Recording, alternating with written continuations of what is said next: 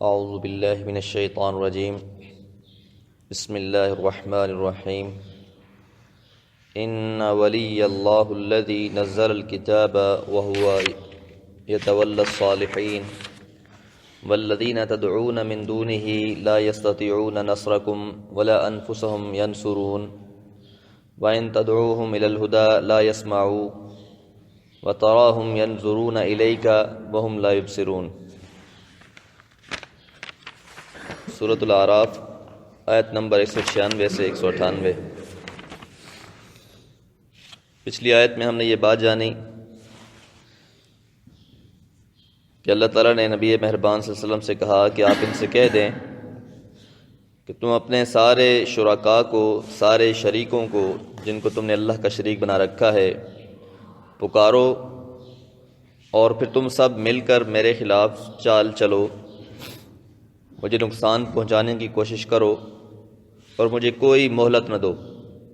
یہ جو تم باتیں کرتے ہو کہ ہمارے ان الہ کی، آلہہ کی، یہ جو ہمارے بت ہیں ان کی پکڑ آ جائے گی، ان کی وجہ سے آپ پر کوئی مصیبت آ جائے گی، تو جو تم نے کرنا ہے کر لو۔ یہ بات کہنے کے بعد اگلی بات، ان ولی، یقیناً میرا ولی، میرا مددگار، میرا ساتھی اللہ تعالیٰ ہے۔ اور جس کا ساتھی اللہ ہے، جس کے ساتھ اللہ ہے، اس کا بھلا کون نقصان کر سکتا ہے؟ بس بات توکل اور یقین کی ہے۔ جس انسان کو اللہ کی ذات پر جتنا توکل ہے، جتنا یقین ہے، اس کے لیے اللہ تعالیٰ اسی حساب سے پھر مدد بھی کرتے ہیں۔ وَمَن يَتَوَكَّلْ عَلَى اللَّهِ فَهُوَ حَسْبُهُ، جو لوگ اللہ کی ذات پر توکل کرنے والے ہیں اللہ تعالیٰ ان کے لیے کافی ہے۔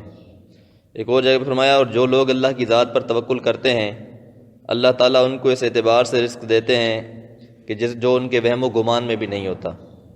تو بہرحال محمد رسول اللہ صلی اللہ علیہ وسلم فرما رہے ہیں کہ میرا جو ولی ہے، میرا جو مددگار ہے وہ اللہ ہے، اور اللہ کے مقابلے میں کوئی بھی کچھ نہیں کر سکتا، کیونکہ ساری تقدیریں، سارے اختیارات اس اللہ وحدہ لا شریک کے ہیں۔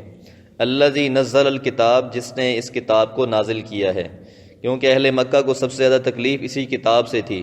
وہ اس کتاب کو ماننے کے لیے تیار نہیں تھے۔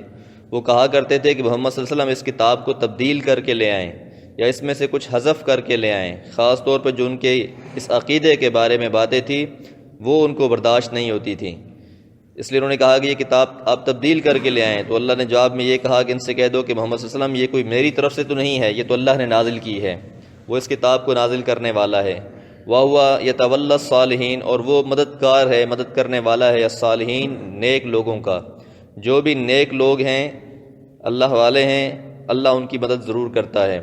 اور ہمیں سکھائی بھی یہ بات گئی ہے کہ ہم ہر نماز کی ہر رکعت میں سورہ فاتحہ میں کہتے ہیں ایاک نعبد و ایاک نستعین، یا اللہ ہم صرف تیری ہی عبادت کرتے ہیں اور صرف تجھ ہی سے مدد مانگتے ہیں۔ تو مدد مانگی بھی اللہ ہی سے جائے گی، اور صرف اللہ کی واحد ذات ہی ہے جو مدد کرنے پہ قادر ہے۔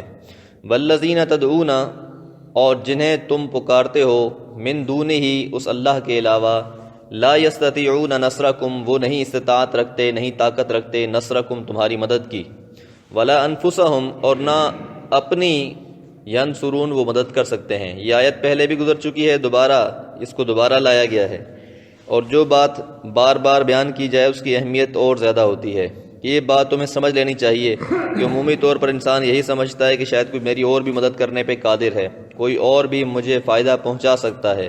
تو یاد رکھیں اللہ کے علاوہ کوئی نفع نقصان کا مالک نہیں ہے، اللہ کے علاوہ کوئی فائدہ نہیں پہنچا سکتا۔ تو اس لیے یہ توکل اور یقین اللہ کی ذات پر ہی ہونا چاہیے۔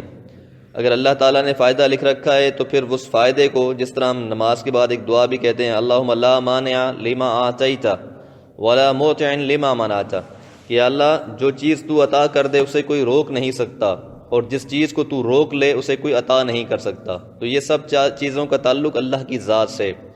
وَإِن تَدُوهُمْ، اور اگر آپ ان کو بلاتے رہیں گے، دعوت دیتے رہیں گے، إِلَى الْهُدَى، اس ہدایت کی طرف، اس بات کی طرف کہ باقی سب کو چھوڑ کر ایک اللہ کی عبادت کرو، باقی سب کو چھوڑ کر ایک اللہ سے مدد مانگو، اس بات کی آپ دعوت دیتے رہیں گے، ہدایت کی طرف بلاتے رہیں گے، لا يسمعوا، وہ سنیں گے نہیں، انہیں یہ بات پسند ہی نہیں ہے۔